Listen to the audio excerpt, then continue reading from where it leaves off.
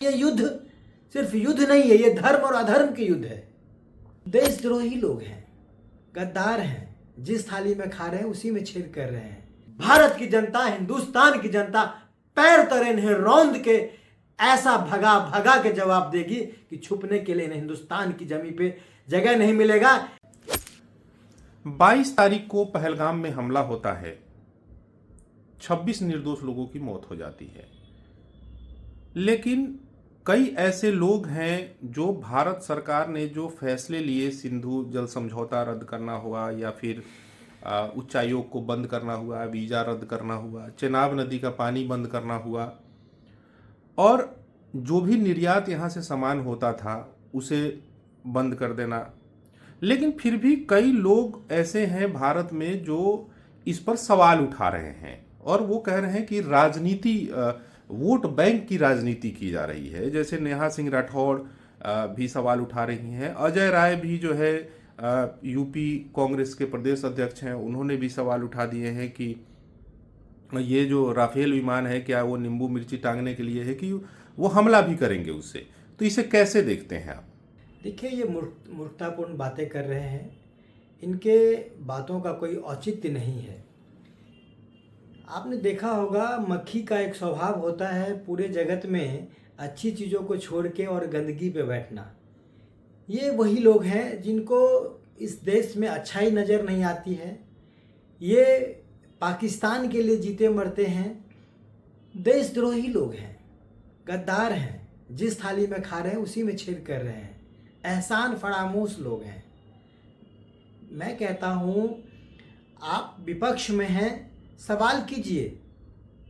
एक कक्षा में कोई विद्यार्थी अगर अपने शिक्षक से सवाल पूछे तो वो गलत नहीं है, उसका उत्तर मिलना चाहिए। लेकिन क्या इम्तिहान हॉल में बैठा हुआ, एग्जामिनेशन हॉल में बैठा हुआ विद्यार्थी अपने शिक्षक से अपने सवालों का जवाब कर सकता है? नहीं कर सकता है, क्योंकि आपने क्या तैयारी की है उस तैयारी का आपको जवाब अपने प्रश्नों से, अपने उत्तर से देना है। भारत सरकार अभी एक तरह से युद्ध के मैदान में है। युद्ध के मैदान में किंतु परंतु नहीं होता है, और ये युद्ध सिर्फ युद्ध नहीं है, ये धर्म और अधर्म के युद्ध है। इसमें ये तय होना है, जिस तरह महाभारत में धर्म और अधर्म की युद्ध हुई थी और धर्म को मानने वाले एक तरफ, अधर्म को मानने वाले एक तरफ हो गए थे, चाहे मजबूरी किसी की कोई रही हो, उसी तरह आज धर्म की लड़ाई में देश है। पहलगाम में 28 लोगों का हत्या कर दी गई, पत्नी और बच्चों के सामने में कर दी गई। सोच के हृदय कांप उठता है। मुझे समझ में नहीं आता है किस गंदी मिट्टी से बने हुए ये लोग हैं जिन्हें हत्या पर भी राजनीति सूझती है। क्या इन लोगों की संवेदनाएं मर गई हैं? क्या इनका जमीर जिंदा नहीं है? मैं तो कहता हूं ये लोग पाकिस्तान के एजेंडे पे काम कर रहे हैं, पाकिस्तान का एजेंट बन के काम कर रहे हैं। सत्ता के लोभ में संस्कार भूल गए हैं, सत्ता के लोभ में संस्कृति को बेच देना चाहते हैं। भारत शौर्य और पराक्रम का देश है, भारत बलिदानियों का देश है, और यहां ये लालच में, 2 टके की लालच में ये सब बेच देना चाहते हैं। न देश की मर्यादा समझते हैं, न अपने संस्कार बचा पाते हैं। आप समझिए, ये जो आपने एक वो लोकल 2 टके की गायिका की बात की, इसके वीडियो को पूरे पाकिस्तान में चलाया जा रहा है और एविडेंस बनाया जा रहा है। वो अजय राय आज पाकिस्तान का हीरो बड़ा पड़ा है। जो लोग हिंदुस्तान में जिनका 1 टके का कोई वैल्यू नहीं है, जिन्हें कोई पहचानता नहीं, ये इस विपदा को अवसर बना के और इसमें सस्ती लोकप्रियता के लिए ये कुछ भी करने को तैयार हैं। 1 टके 2 टके के फायदा के लिए ये देश बेच देने को तैयार है। आप ये नेहा राठौर क्या बोलती है? पागलों की तरह बोलती है। कांग्रेस आपा खो बैठी है।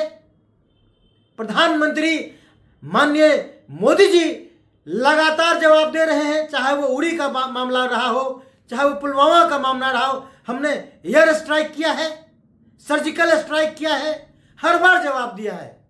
और आप ये विश्वास मानिए, चाहे कीमत जो भी हो, फिर पाकिस्तान को जवाब मिलेगा। और इस बार जो पाकिस्तान को जवाब मिलेगा, पाकिस्तान संभल नहीं पाएगा। इस बार उसको निस्तो नाबूद करने का समय आ गया है। अब उसकी कमर को तोड़ी जाएगी, उसका वो हाल किया जाएगा कि फिर वो भारत की तरफ आंख उठा के देखने की कोशिश नहीं करेगा। और ये जो नेहा राठौर जैसे परजीवी लोग हैं, इनको नोटिस नहीं करना चाहिए। ये हरामखोर की श्रेणी में आते हैं। मैं तो कहता हूं चुल्लू भर पानी में ऐसे निर्लज्ज महिला को डूब मरना चाहिए, जो अपने देश के ऊपर चंद पैसों की खनक पे बिक के अपने देश के ऊपर उंगली उठाती है।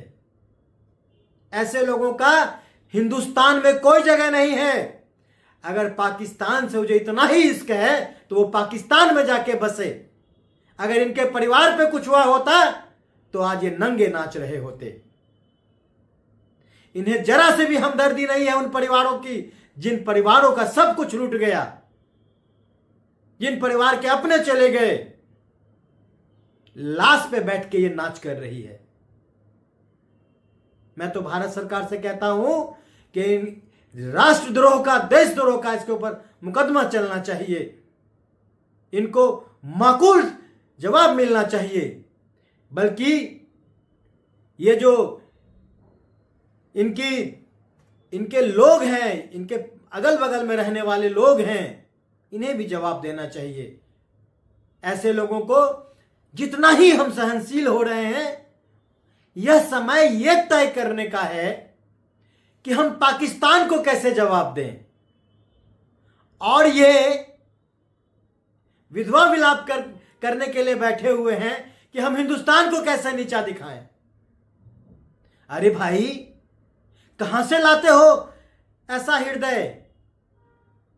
कहां से ऐसा मन बेच के लाते हो? कैसे कर पाते हो अपने ही देश का इतना दुर्दशा कैसे कर पाते हो? मुझे तो समझ में नहीं आता है कि किस गंदी मिट्टी से बने हुए ये लोग हैं, जो भरा नहीं है भावों से, जिसमें बहता रसधार नहीं, हृदय नहीं वो पत्थर है, जन्मभूमि से प्यार नहीं। ये पत्थर से बने हुए लोग हैं। इन्हें ना अपने जन्मभूमि से प्यार है, ना इन्हें अपने लोगों से प्यार है, ना अपने देश से प्यार है। इन्हें सिर्फ पैसा चाहिए, चाहे वो पाकिस्तान से ही क्यों ना आए। ये कुछ भी कर सकते हैं। देश को मैं कहता हूं, मोदी से तुम्हें नफरत है तो तुम मोदी जी को बोलो, इस भारत माता को तो कलंकित मत करो। भाजपा से तुम्हें द्वेष है तो भारतीय जनता पार्टी को कटघरे में लाओ। तुम भारत के सैनिकों को तो मत मजबूर करो।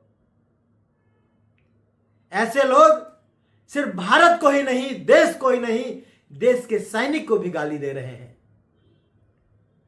इनके सवाल को भी गाली, इनके सामर्थ्य को भी गाली दे रहे हैं। कम से कम मैं हाथ जोड़ के विनती करता हूं इन पाखंडियों से, कम से कम सेना का तो मनोबल मत तोड़ो।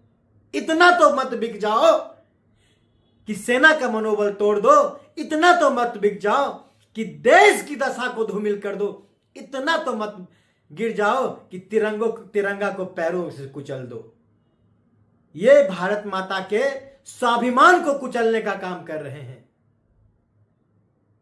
ये दोगले लोग हैं, ये कुचक्र चाल चल रहे हैं। ये अपनी सस्ती लोकप्रियता के लिए कुछ भी कर सकते हैं। इनके नेता के पास कोई एजेंडा तो है नहीं, करने को कुछ है नहीं।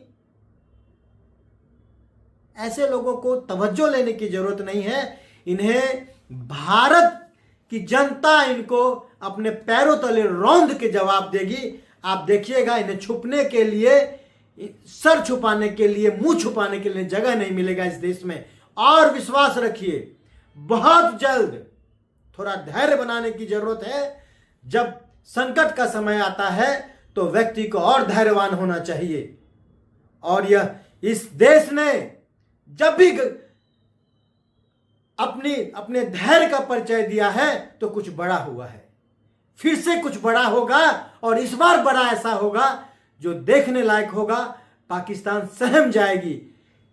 देखिए, चाहे वो सिंधु जल समझौता हो, चाहे वो आयात निर्यात को पूर्णतः बंद करने की बात हो, तो हर तरीके से सिर्फ जाके मारकाट कर देना ही एक समाधान नहीं होता है।